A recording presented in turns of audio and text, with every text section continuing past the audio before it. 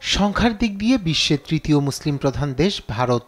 Indonesia ও পাকিস্তানের পর ভারতেই সবচেয়ে বেশি মুসলমানের বসবাস। প্রধানমন্ত্রী নরেন্দ্র মোদীর দীর্ঘদিনের শাসনামলে দেশটিতে ক্রমশ কমে আসছে মুসলিমদের অধিকার। দেশটির একমাত্র মুসলিম অধ্যুষিত জম্মু ও কাশ্মীরের বিশেষ রাজ্যের মর্যাদা বাতিল করেছে মোদী সরকার।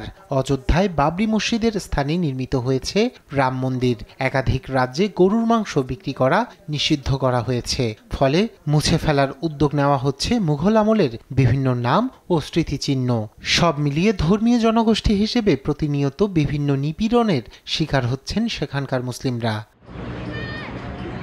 এমন পরিস্থিতিতে ভারতে মুসলিম সম্প্রদায়কে এমন একটি অবস্থার মধ্য দিয়ে নিয়ে যাওয়া হয়েছে যেটি নাৎসি জার্মানিতে ইহুদিদের অবস্থার থেকে খুব একটি ভিন্ন নয় বলে মন্তব্য করেছেন ভারতের বিশিষ্ট সমাজকর্মী হর্ষ মান্দার।